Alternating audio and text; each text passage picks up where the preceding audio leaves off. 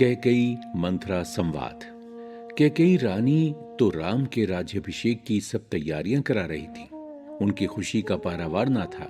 वो तो राम जी से अपने पुत्र भरत से भी ज्यादा स्नेह करती थी। चारों ओर खुशी का वातावरण था।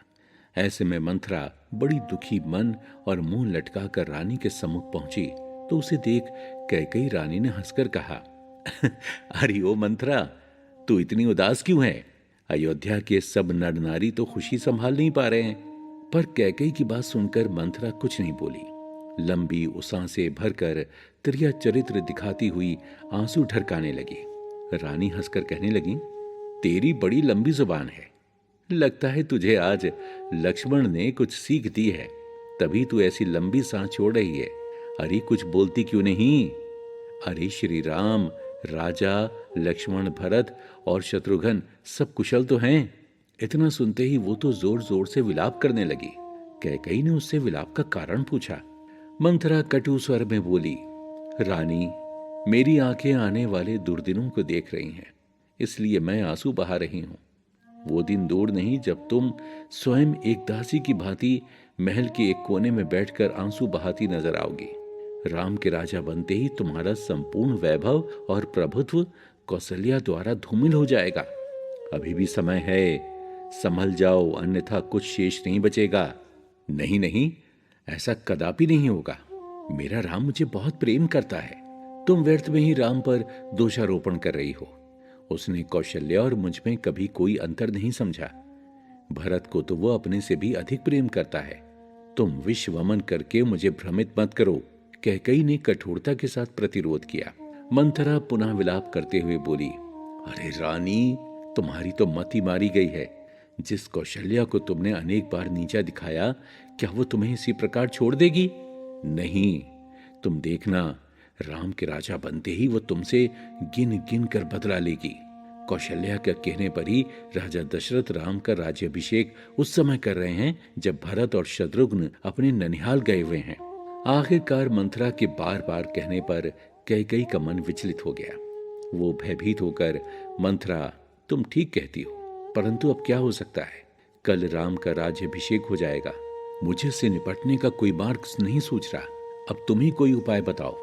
फिर उपाय पूछते और मंथरा को विश्वास दिलाती हुई कैकेयी बोली, आज मैंने जाना कि तू मेरा कितना भला सोचती है। मैं तेरे कहने से कुएं में गिर सकती हूँ, पुत्र और पति को भी छोड़ सकती हूँ।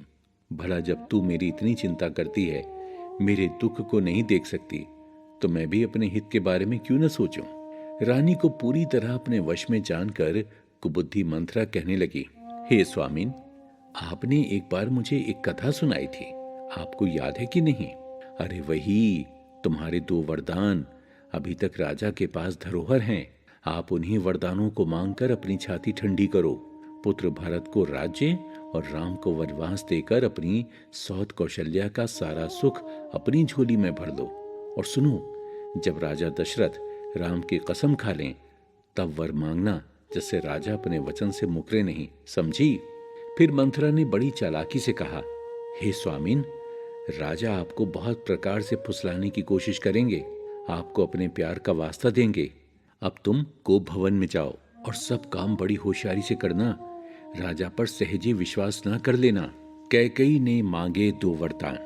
अपनी दासी की सराहना करती हुई रानी कोप भवन में जाकर लेट गई। उसने सब अलंकार और आभूषण उतार कर फेंक दिए, सारे सौभाग्य सूचक पोंछ डाले।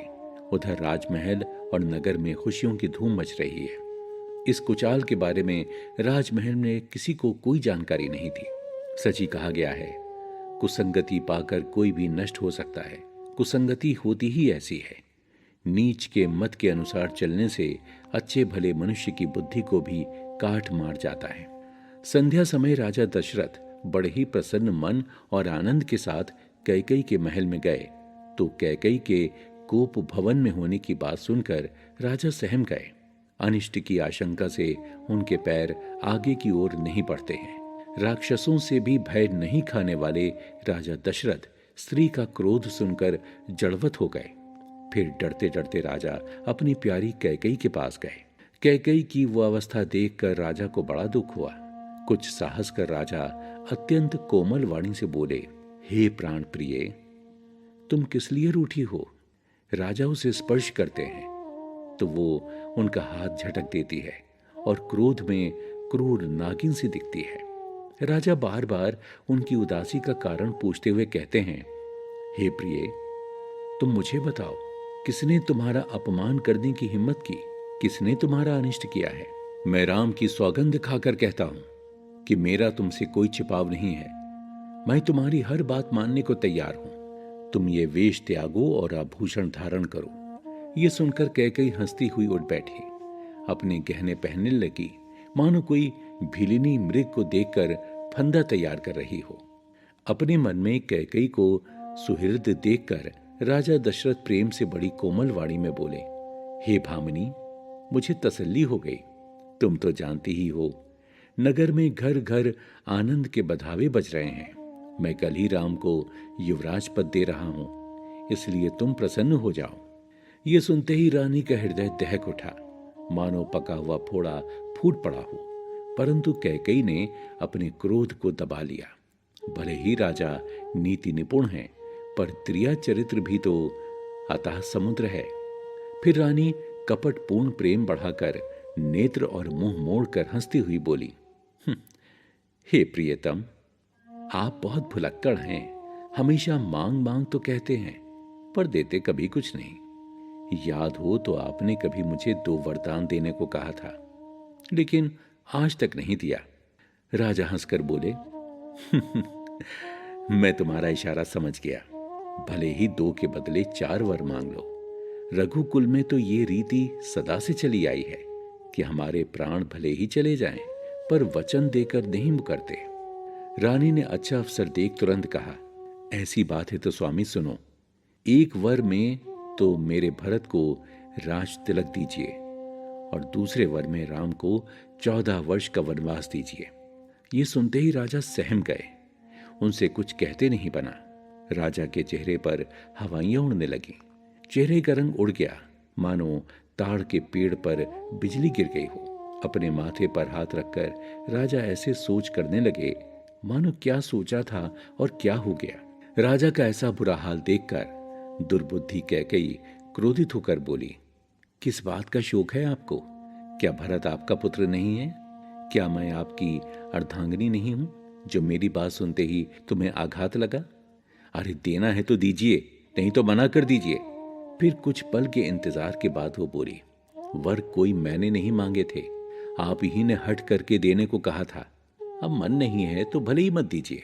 कुछ देर बाद राजा दशरथ ने अपने नेत्र खोले और दुखी स्वर में कहना शुरू किया, भरत और श्री राम तो मेरी 2 आंखें हैं। मैं सबके सामने भरत को राज्य अवश्य दे दूंगा। राम को राज्य का कोई लोभ लालच नहीं है।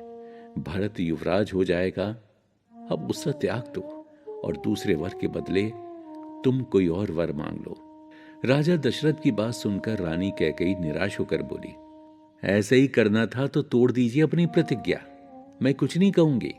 कैकेयी के मर्म भेदी वचन सुनकर राजा ने कहा, इसमें तेरा कोई दोष नहीं, मेरा ही दुर्भाग्य है। आज तेरी बुद्धि पर पत्थर पड़े हैं जो तू ऐसा बोल रही है। अरे भरत तो भूल कर भी राजपद नहीं चाहते। ये सब मेरे पापों का परिणाम है जो विधाता सब प्रकार से विपरीत हो गए हैं। राजा दशरथ का शाप। क्रोध और पीड़ा से छटपटाते हुए राजा दशरथ ने कैकेयी के लिए शाप स्वरूप जो वचन कहे, उनका तुलसीदास जी ने बड़ा मार्मिक वर्णन किया है। सुबस बसी ही फिर अवध सुहाई, सब गुण धाम राम प्रभुताई, कर ही हहीं भाई सकल सेवकाई, होई ही तिहु पुर राम पड़ाई, तोर कलंको मोर पछिताऊ, मुहुए हूं ना मिटी ही ना जाई ही काऊ, अब तो ही नीक लाग करी सोई, लोचन ओठ बैठो मुंह कोई, जब लागी जियों कहूं कर चोरी, तब लागी जनी कछु कहसी बहुरी, फिरी पछि तहसी अंत अभागी, मारसी गाई नहारू लागी। अर्थात तेरे द्वारा उजाड़ी हुई ये सुंदर अयोध्या फिर से भली भांति बसेगी और समस्त गुणों के धाम श्री राम जी की प्रभुता होगी। सब भाई उनकी सेवा करेंगे और तीनों लोकों में श्री राम का यश फैलेगा। केवल तेरा कलंक और मेरा पछतावा मरने पर भी नहीं मिटेगा। ये किसी तरह नहीं जाएगा। अब तुझे जो अच्छा लगे वही कर, मुझे अपना मुंह मत दिखा, मेरे सामने से हट जा। मैं हाथ जोड़कर कहता हूं कि जब तक मैं जिंदा हूं मुझसे ना बोलना। अरे अभागिन, अंत में तू पछताएगी जो तांत के लिए गाय को मार रही है। राजा ने नाना प्रकार से रानी को समझाया कि तू क्यों सर्वनाश कर रही है। रानी कुछ बोल ही नहीं रही है, मगर अपनी जिद पर डटी रही। दशरथ एक पल के लिए भी नहीं सोए। विलाप करते करते राजा को सवेरा हो गया। बाहर द्वार पर भाट लोग विरुदावली बखान रहे हैं, गवैये गुणों का गान कर रहे हैं, पर राजा के कानों में वो स्वर बाण जैसे लगते हैं।